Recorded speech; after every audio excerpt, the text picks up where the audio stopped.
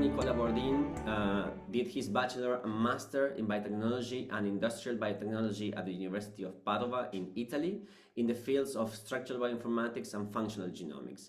He did after this his PhD in computational biology and bioinformatics on functional genomics in Seville, Spain, under the supervision of Dr. Damien Devos.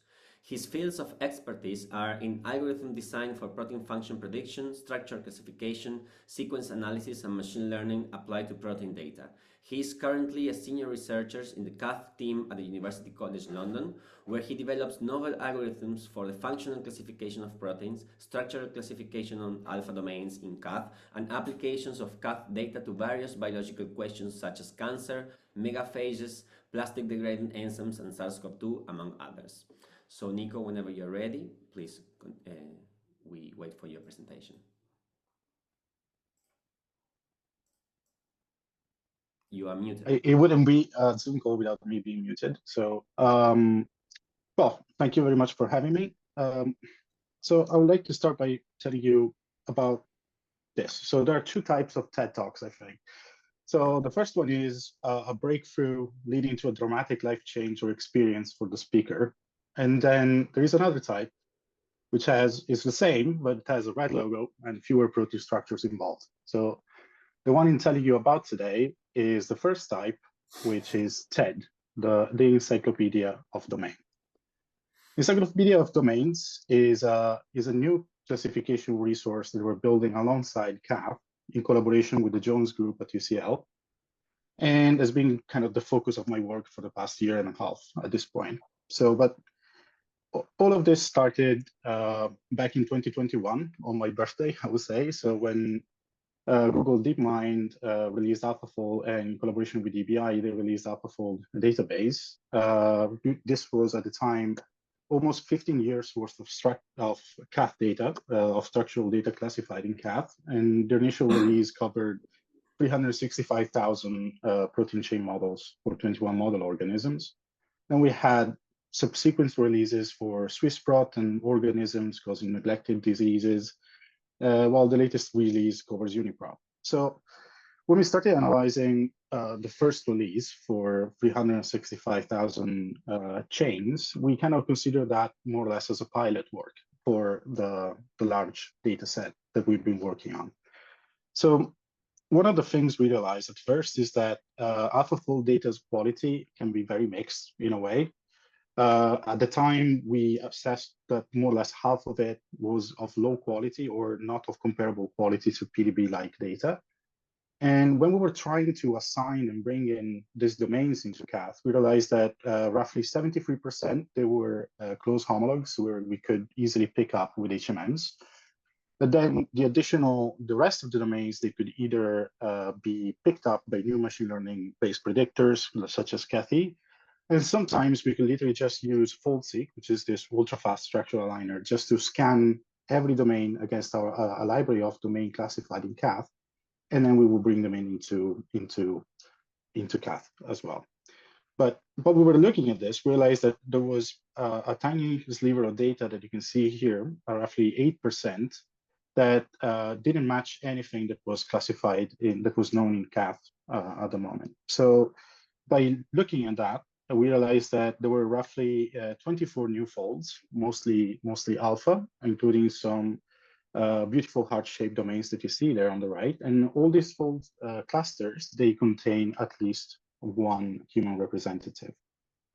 Since then, we've been busy kind of classifying the remaining new folds for the 21 model organisms that don't have a representative in CATH. And this led us to uncovering another 111 new folds that previously weren't classified. Using the same approach as before, we then also brought CATH as a resource up to date with PDB, and now we broke the 1 million domain boundaries classified in CATH at the moment. But while we were working on this, and we realized that the plot of sequence deposition, structure deposition now looks like this. While CATH and PDB grew alongside themselves steadily, and we had this massive expansion in sequence data, now we have an accompanying massive expansion also in structural data. So the initial approach that we used, that was called Cathosign, needed definitely some rework in order to make it work at such large scales. The main two approaches that we kind of worked on since that project was to identify a novel, better way to detect domain boundaries in protein chains. And the other one was to rewrite completely Cathosign into a new platform written in Nextflow, transforming Cathosign into what we call now Cath AlphaFlow. But to go back to the domain boundary detection, this work was done mostly by Jude Wells, a PhD student in our group, which developed Chainsaw. Chainsaw is a machine learning-based method that predicts domain boundaries on protein chains from both AlphaFoldDB and PDB. It's a 2D to 2D CNN with a ResNet-style architecture based on TR Rosetta.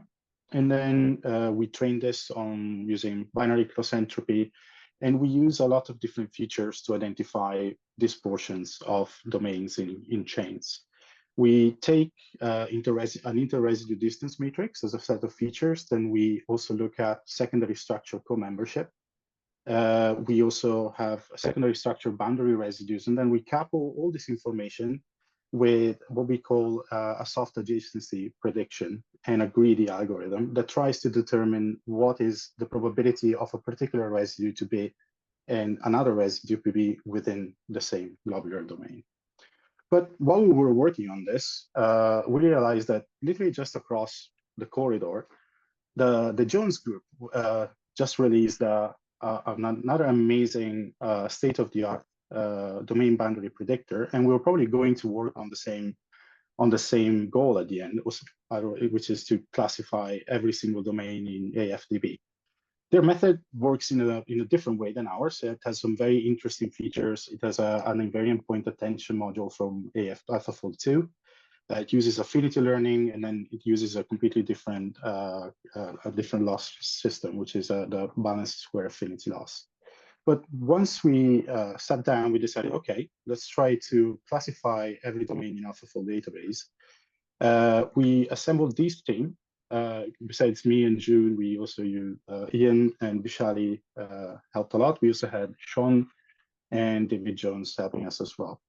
But at first, the first reaction we had when we had that giant release of data dropped on us, which was, okay, this probably is going to be exactly like the first release, 21 model organisms. This is going to be easy, right? So during one of the meetings, this quote came along because there was this famous quotation by JFK that said, no, we decided to go to the moon because it's hard, not because it's easy. But for AlphaFold database, we decided, okay, we're going to do it not because it's easy, but because we were going to think it's going to be easy at this point.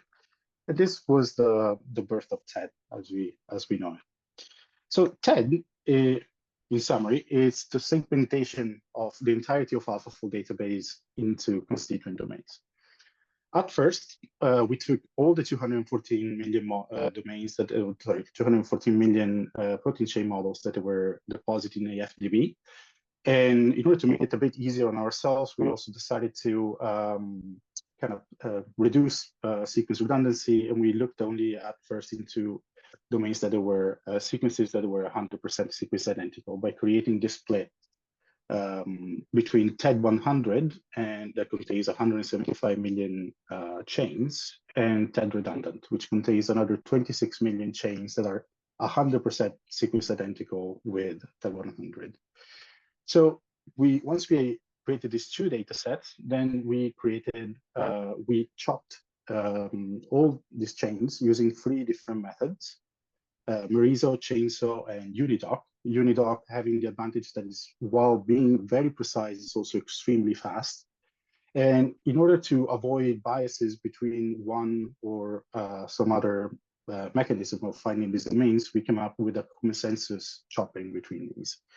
By doing this, we can see that we have 3 levels of classification for each domain that we found in protein chains. We have high consensus assignments we have where all three methods agree on that particular portion being a domain.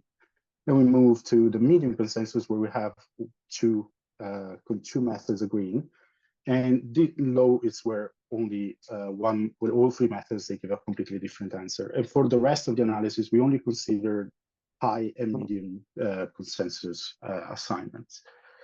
But even just by considering these methods, we realized straight away that even we were already outperforming in terms of domain detection known resources like PFAM or even our CAF Gene3D, which are based on HMM. So this is kind of expected in a way because HMMs, they can have some issues in detecting boundaries, while with using structure directly on structure, it works much better. So one thing we realized is that one of the main issue, and I mentioned at first in that pilot project, is that roughly 50% of the domains, they could be discarded because they were deemed of low quality. That wasn't really the issue. The issue was that we weren't picking up correct domain boundaries in the first place. You can see straight away that if we use a structure-based approach, we move from roughly 50% all the way to 80 to 90% domains that are considered of high domain qualities, just by simply identifying the globular portion to these structures. You can see that these domains also, they kind of have almost an even split between single and multi-domain into the chains found in AFDB. And armed with this information, then we started classifying these domains into CAF. So in order to do this, we used a two-track approach. We first did a 50% sequence clustering using OM6. And then on top of this, we used two different methods. We used fold-seq and fold-class, which is a novel machine learning predictor by the Jones group. And this way, we're able to predict labels for every domain in our data set. We can have an H-level assignment where we have a perfect match on a homologous hit in CAF, or we can have a fold match in CAF, or we can have no hit in this case. So if you look at the results on the right, then we have roughly 79 million clusters containing 251 million domains that they have at least one CAF label. So if we then look at the distribution of these hits, we notice that there are lots of singletons in this case, 40% of which they are labeled with a CAF, with a CAF hierarchy at this point. And while for the non-singletons, we have roughly 21% that are CAF labeled. Some of them are partially labeled, where we have a diversity of labels within them. And the sizes, they vary dramatically. While most of them, they're very tiny, we can go all the way to 12,000 domains in the same cluster at this point. But when we started looking at distribution of these hits, we realized something interesting. In CAF, we do have certain superfamilies that are massively overrepresented. You can see here, as expected, we would expect for things that are vastly represented in CAF to be also overrepresented in TED as well. As you can see, you have more or less an expansion for all of them, also for aldolases or P-loops in this case that are really massive superfamilies in CAF. But interestingly, we found out also that in TED, some of these superfamilies, they expanded without having a large representation in CAF. Particularly, we found these cases over, I don't think I have a pointer, but yes, where we do have some cases where they're going to be very interesting for biological discoveries in this case, like channels that transport antibiotics, or they're involved in antimicrobial resistance.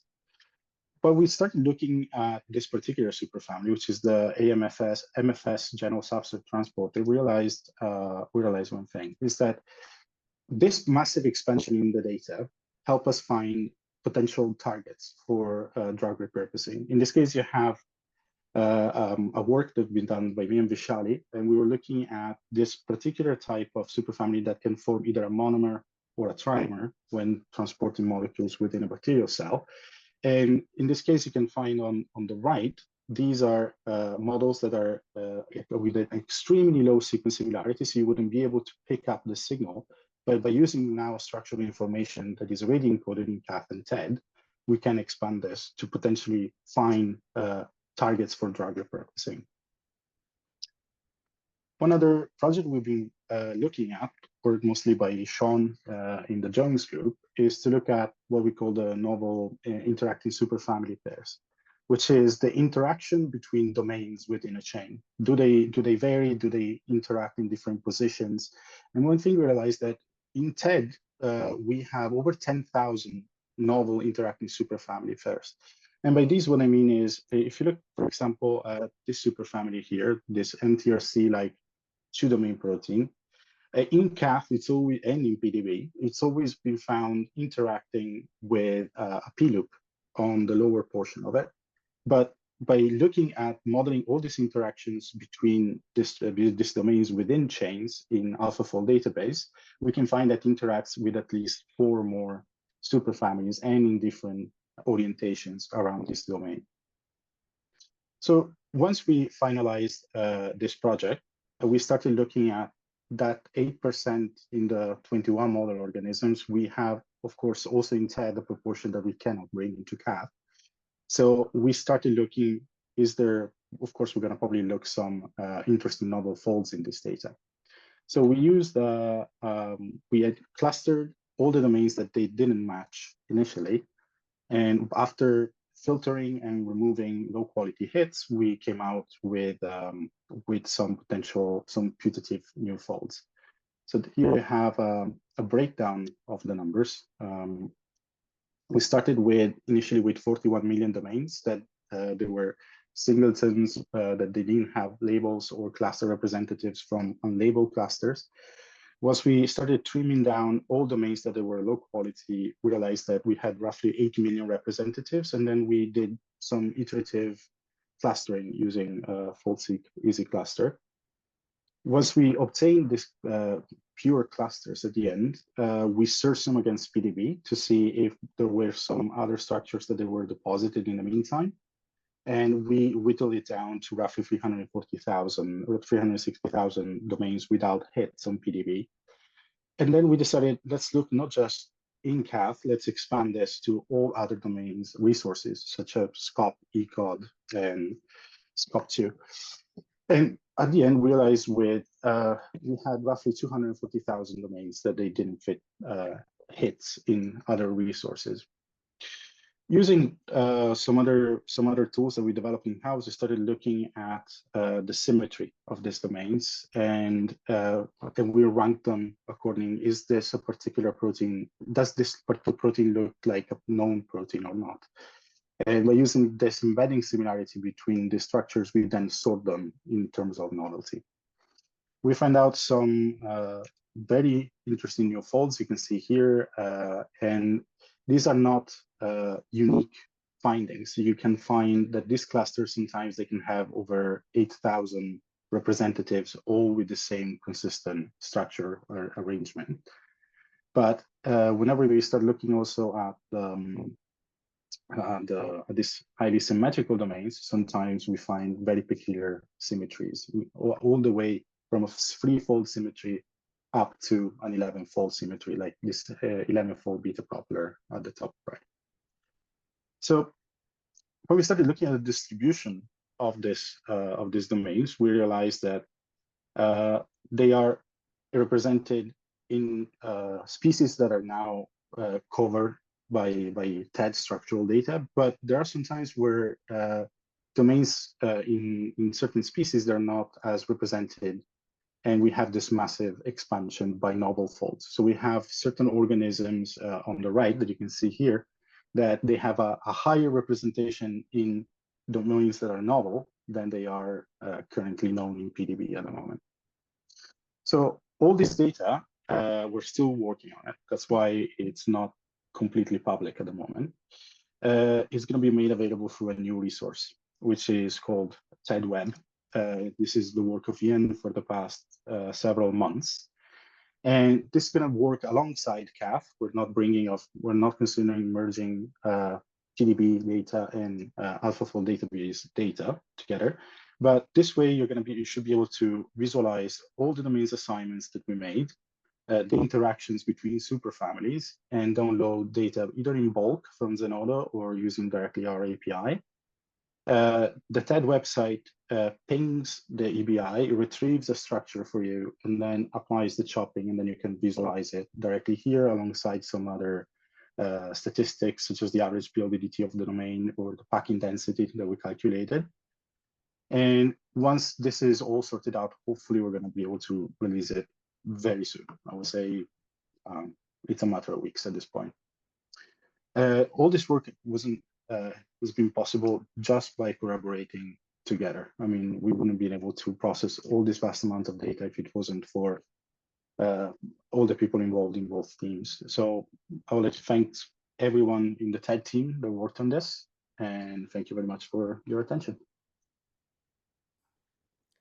Thank you, Nicola. That has been a great talk. Is there anybody from the audience who would like to make a question?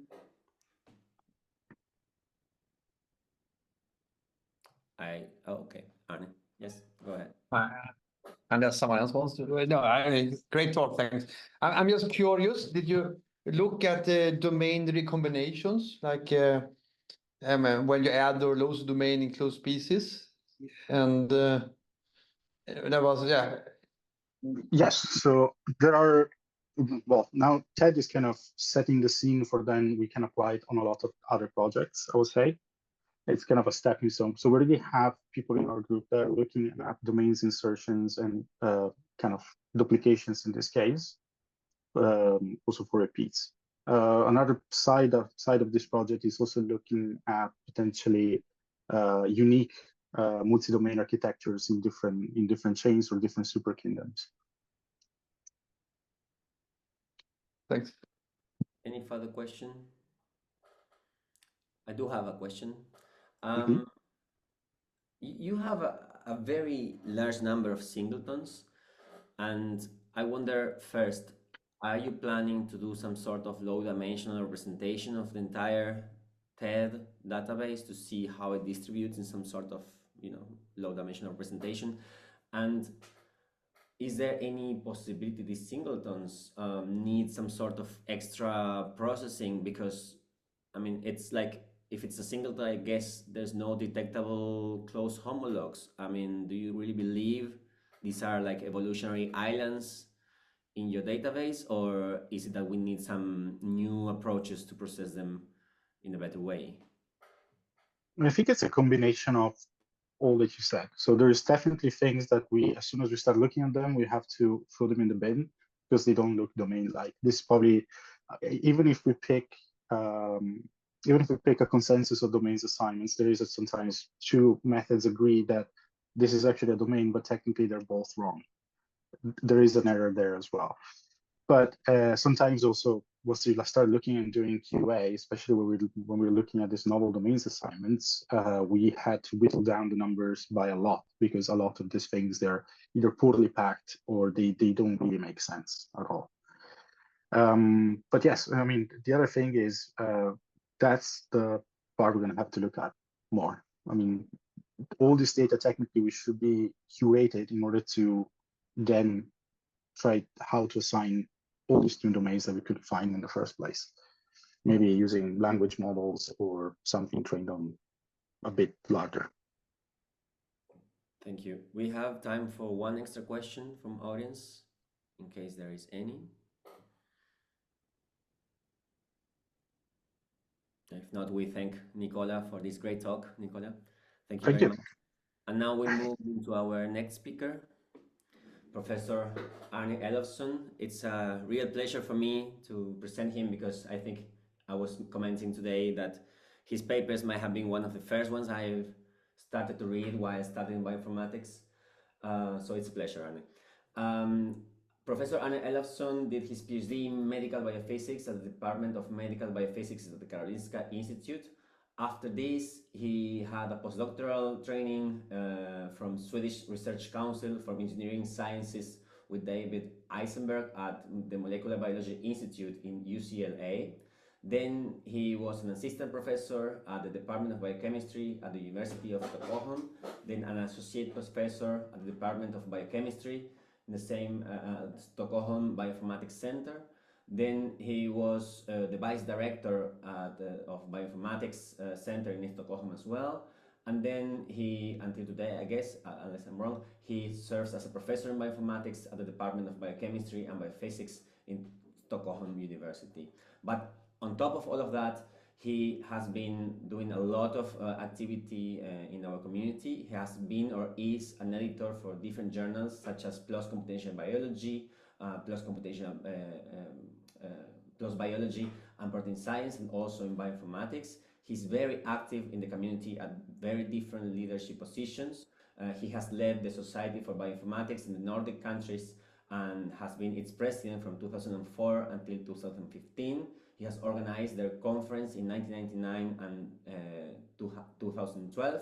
He has co-organized ISMB in 2010 and the Protein Society Conference 2011. He frequently gives invited lectures at different conferences and workshops and has received several awards, including the Sven and Eva Christina Hagberg's Prize in 1999, and also he has been elected as one of the ISB Fellows in 2023. So that's a lot. I hope I made you justice, Arne, and with that, I'm very happy to hear your lecture today. Okay, thank you. I think I need to update my CV and remove all the old stuff because it's that's not.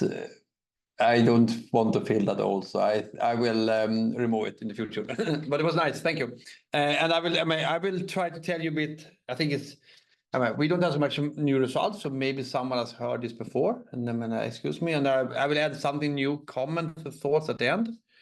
But a little bit of like how we come into protein interactions. So as Gonzalo said, we worked on protein structure prediction in various aspects of it for years, and not some part we worked on interactions before also, but not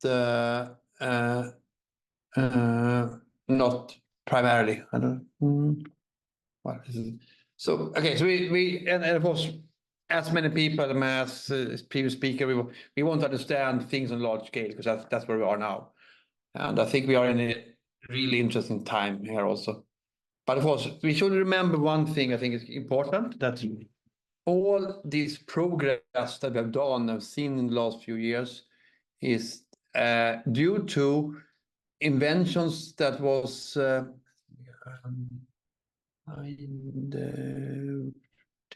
not this one, sorry. Want to hide one thing here. Okay, so that's but so that is done from actually work by several groups, but one of the ones was Alfonso Valencia in the mid-90s, when you realize that you can look at correlated mutations in the multiple sequence alignments and get content from it. And of course, the real invention is this idea that if you have a native interaction with protein, it's often well packed, you have things like that. But once a mutation happens, that's normally unfavorable. So that's the basis for all these predictions of missense mutations and something like that. Something that unpacks the unfavorable. But then there's going to be a pressure or higher likelihood to have a compensatory mutation. So then you're going to mutate something. However, if you look carefully here, you see that the top of this pentamer and the top of this arrow here is not the same. So they're going to be indirect couplings. So you're going to have indirect couplings that mean that the green triangle here and the red pentamer, although they're not directly in contact, they might have correlations.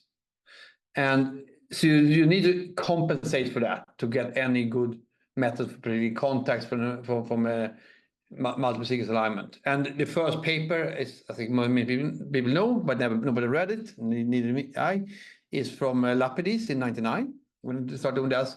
And then these things were rediscovered by Martin White and other people in 2008, 2009, several papers out there. And then, of course, Deborah Marks discovered that you could do large-scale studies and structure prediction using this data. So, of course, this is like an example how things worked.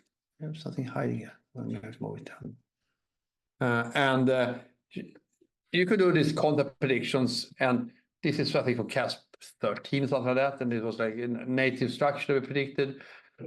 Actually, at the end look pretty good. It's like you have an RSD of 2 angstroms. It's not a perfect prediction. You can see that in the models, the loops are not perfect, but in general, the fold is correct.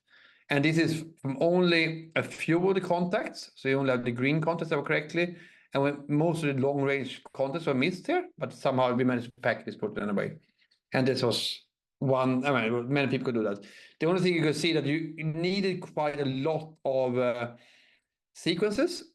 So you needed, this is the number of sequences, number of effective sequences. In this case, we had about 4,000.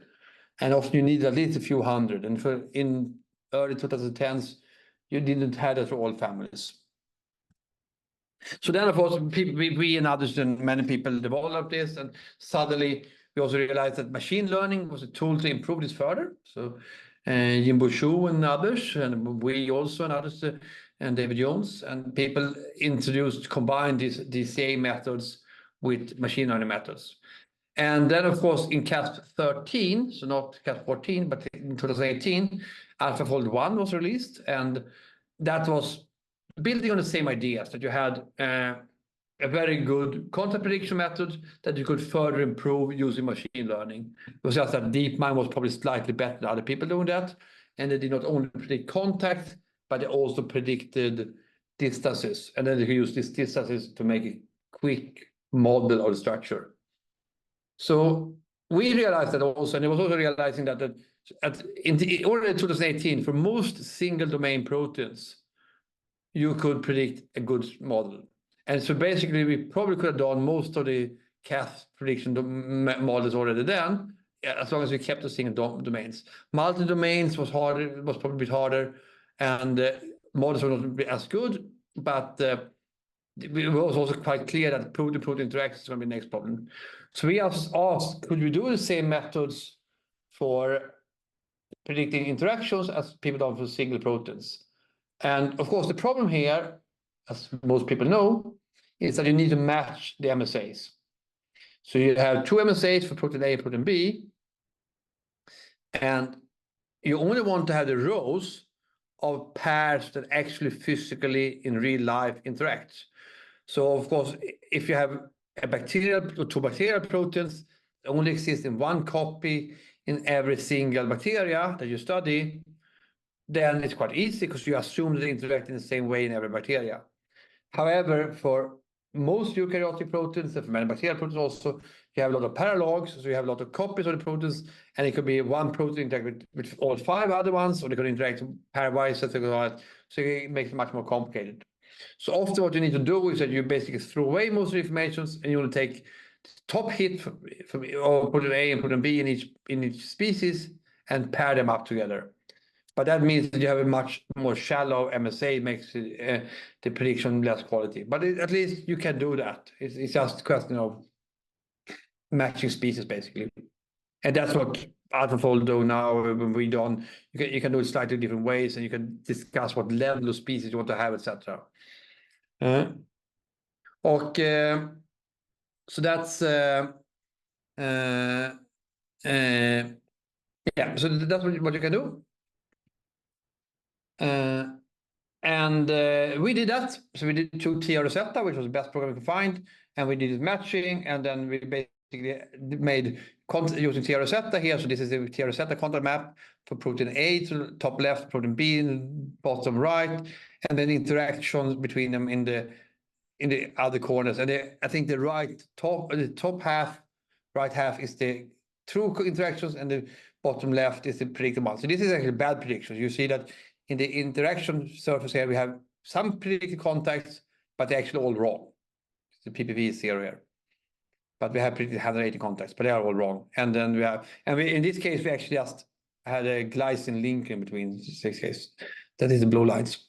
So and you see the model is, each of the 2 chains are wrong, but the model, the interaction is predicted in the wrong place. But anyway, we made a pipeline of this. We made a pipeline of where we did this, and we used a couple of different approaches of making alignments. And we did we merged them, and we did the predictions. And we realized, as many times before, that the best way of scoring if a prediction is correct or not is to run it many times and see if you get the same answer. So if you get the same answer, you get a consensus answer. And then in those cases, you have well, if you get the same answer many times, you're most likely correct. If you get different answers, you're most likely wrong. So we have to use a consensus scoring for this one.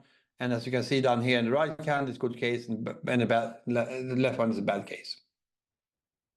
And we published this just basically before CASP 14, or at least it was submitted then. But you see, in some cases, it looks nice. You get a good prediction. But in many cases, you get a bad prediction. But I mean, but basically, every single case, the single protein we have is correct, but the interaction is wrong. So this is where we was, and you could compare it to other methods like classical docking and that. And this method was not better than other methods, but it was not worse either, and it was to some extent complementary. So it had some value, but it was not really good for large-scale studies. And then, of course, we all know CASP 14 arrived, and I think you've seen this plot before. You have all the early CASPs, and then you had a jump in performance of AlphaFold 2. So suddenly, you could make good models of basically every single protein in the CASP. And there was no strong correlation between the easiness of the model and the quality. So we did the same thing. We just took our pipeline, basically plugged it into AlphaFold 2, and we are very thankful to Minkyun Beck, who I think was the first one to realize that actually making prediction of 2 chains in AlphaFold 2.0 was very easy. You just change the number of the residues, so that AlphaFold thought that these 2 residues were far away from each other in the same sequence, and then you basically treat it as two chains. And it's quite important to remember here that AlphaFold 2.0 had never ever seen 2 interacting proteins. It was only trained on single chains. So really here it was really no problem of like overtraining, because we really it had never seen 2 chains together. So anything it learned from single chains. But we just plugged it in. We could combine the MSAs in different ways. You could actually merge them together and run them, and sometimes you get a hit that covers both proteins. You can do this pairing as we did before. You can combine these, and you can also use blocked alignments to take basically just alignments to gaps. So we tried all these 3 things, and we tried to combine them all, and we showed that the more alignments you added, the better you did. So basically, even default AlphaFold 2, not pairing alignments, just doing things, you get much, much better results than you did for any early methods. This is Graham, this is Docker methods, and then this is all our early methods. Like on average, the score is nothing. Suddenly, we score get up to something pretty good. You know, like 0.23, something cutoffs. Like 44% of the proteins had a score that was higher than 0.23. So like, but then if you do this pairing and combine the alignments together and some range run several times, you get up to like basically like 60% of the models that we produced were good. And this is numbers more or less still holds, maybe 75% now, like, but we never get up to like 100% of the predicted interactions are correct. It could be because there are multiple confirmations. It could be for other reasons, but it's not never up to 100%. It's in the order like 2/3, depends on what data set you have. And I mean, this is using this Docker score that is called a standard in this field for predicting quality. We also showed that if you take the pairs that work and the pairs that do not work, you use the old methods for coevolution, see if you had any contrast predict or not. You can see that the ones that we could predict coevolution and seen that before, they are easy to predict. So that's the yellow and the green lines. But the ones we have no predicted coevolution contacts, we did much worse. If combined, we get slightly better, but it still shows that for most proteins, but not for all, the coevolution is essential. Sometimes it works anyway, but in many cases, you need a coevolution signal. And we also developed this PDOQ score. It was actually pretty good at separating good and bad models. In the first version of that, it just measured basically the size of the interface surface and the quality of the interface surfaces. In later versions, we have for later version of AlphaFold 2, you need another score, but the idea is the same. But then you also need to take these PAs into account, because they behave a bit differently. And then you can see it's good both in separating how good the model is, but also good at separating if two proteins interact, not interacting. So we took a data set of interacting, non-interacting proteins, and we are pretty good at separating them. Later, we went on to benchmark this on even not on dimers, but on multimers also.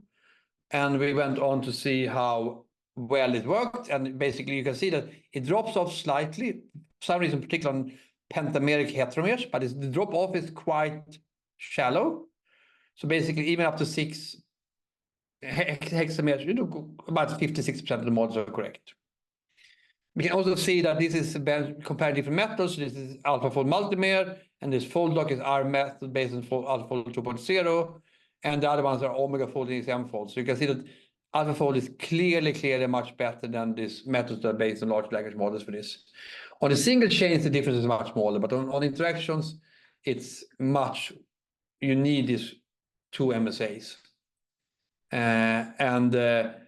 still OmegaFold and XMFold is pretty good, but it's clearly not comparable to AlphaFold in these cases.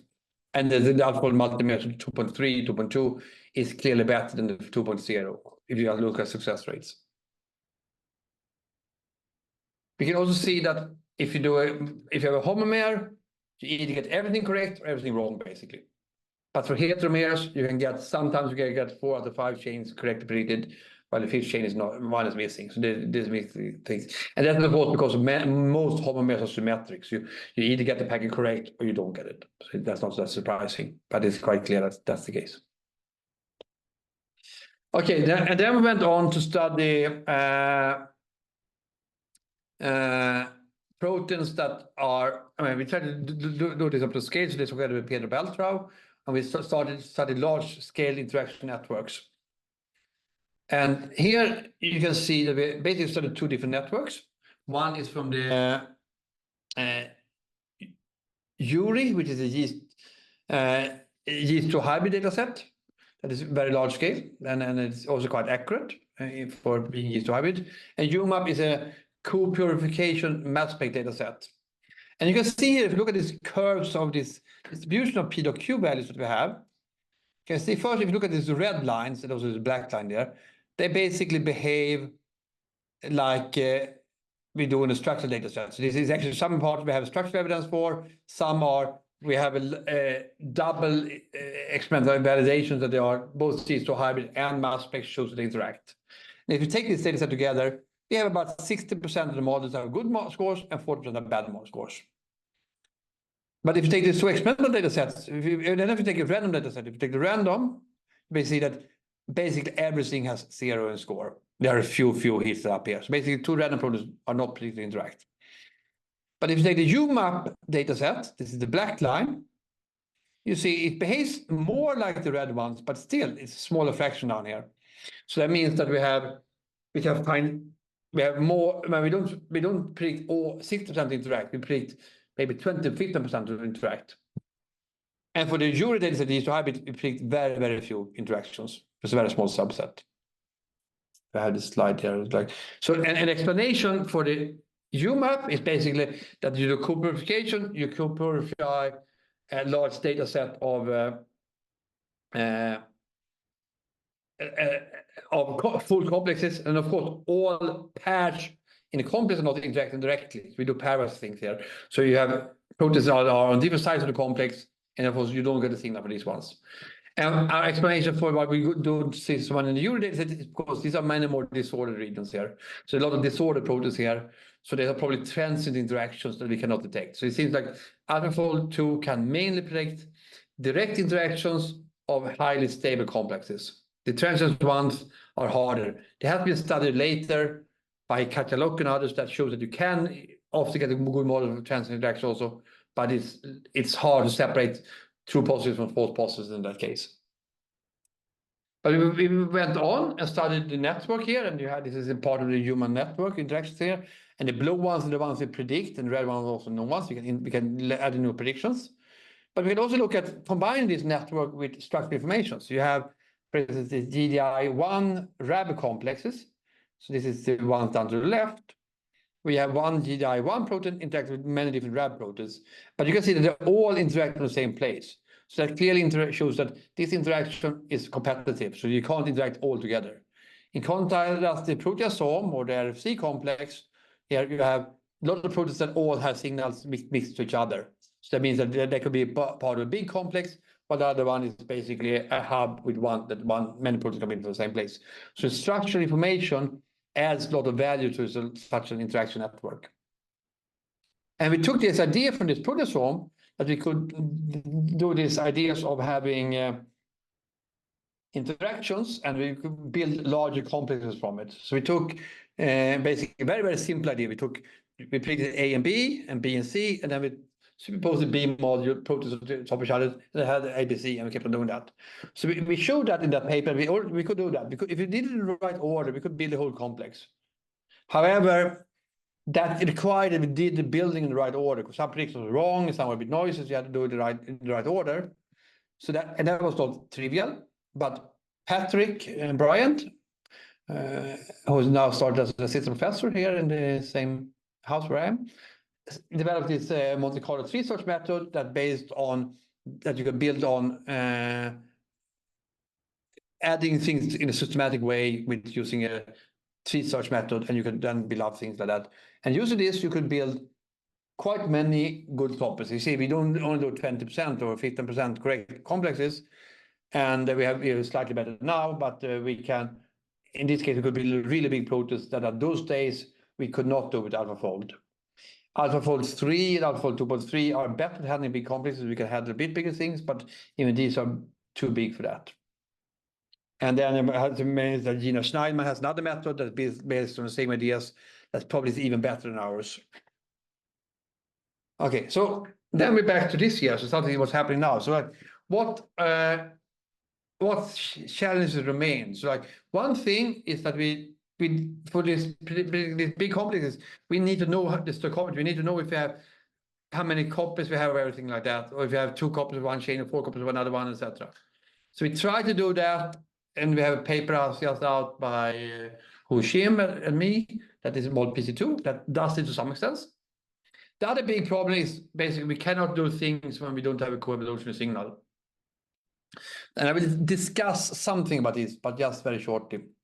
So the idea in mod PC2 is just very simple. It's basically, we know what proteins are there, what chains are there, but we don't know the copy numbers. We allow an infinite number of copies of every chain, and we just try building it until it converges and see how many copies we end up with. And that works fine as long as there's not something that ends up in a spiral, because then it will keep on forever. So we have a maximum limit also. But we did that, and we see it works quite fine for things that are symmetrical, but not for things that are asymmetrical. So things that are symmetrical, it works fine. Asymmetrical ones, we cannot do it. And at the end, I guess we get the success rate about 20%, which is a bit higher than we had before, but we could have the we know we got from 20 to 30%. However, if you do AlphaFold multiple 2.3, we get actually 40%, but that would require the stoichiometry. So like we can improve it a bit from using the original mod PC2, but it's still only 1/3 of the cases. And success rate in this case is quite strict. It's like a TM score of 0.9 or higher, and it's stoichiometry correct. So there are some cases. Now we are examining if AlphaFold 3 can do the same things in Casper 14 or Casper 16, sorry. From what I've seen so far, it works so. So this is actually a case that this should be a hexamer around it, where we get a pentamer if you run AlphaFold 3 directly. It might be just too big, but you can model a hexamer also if you cut off a part of it. It's not a hexamer, it's a hexamer of one chain, and then there's a single green chain in the bottom. But so it's still unclear if AlphaFold 3 can do this better or not. But it's possible. It works in some cases, but not in all cases so far, what I've seen. And then we have this low co-evolutionary targets. So that's both for antibodies and for host parasites. So we have done some testing of herpes and viruses. And there we basically just try to rename things. So we basically say, in herpes viruses, they were species specific. So we just try to match the pair things from the herpes virus to the host organism. And we get more hits. And in some cases, we get good models, better models, but in most cases, it did not help. So I think it's a bit too early to say that it really helps. And actually, one case, we get worse models also, but I don't really know why. It was shown in class 15 that if you do increased sampling, of AlphaFold 2, it helps for predicting antibodies and antibody-antigen interactions or non-antibody antigen interactions. So you show that, and often you get plots like that. You have like DocQ on the x-axis, and you do a lot of models, and there are some ranking score here. This is the default AlphaFold 2 ranking score, and in some cases you're lucky and you have a slightly higher score for the best model than you have for other ones. But in many cases, we are not very good at separating these ranking scores, are not good at separating the good models from the bad ones. That was very, very similar. So that we showed, I think we showed that here. So we showed that first, if you have a sample size, if you have a logarithmic scale, the better you do. So if you do subsampling or MSA or the dropouts, or Björn has even a new method that is even better.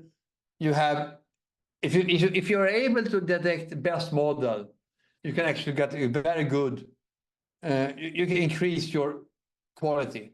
However, if you just pick the one with the highest ranking score, we are doing much worse. We are not going, we are basically reaching a plateau after 100 models or something like that. We're not increasing anymore. So it means that the selection problem of identifying a good model is still not solved. And I think this is actually similar to what AlphaFold 3 shows. This is from their paper, where for some reason for antibody antigens, it works to have like 50 models, 20 models, but that is quite flat. So I think we can skip this because people probably know that already. Here's the same plot again, basically. And I think actually the performance with antibody with AlphaFold 3, the reported paper, if you do increase sampling AlphaFold 2, is probably quite similar.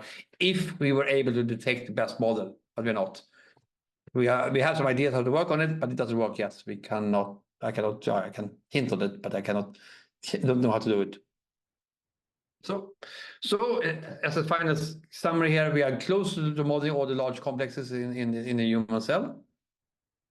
If you look at AlphaFold 3, it's clear that RNA and DNA and protein RNA complexes are really not well modeled yet. Ligands, I have no idea about.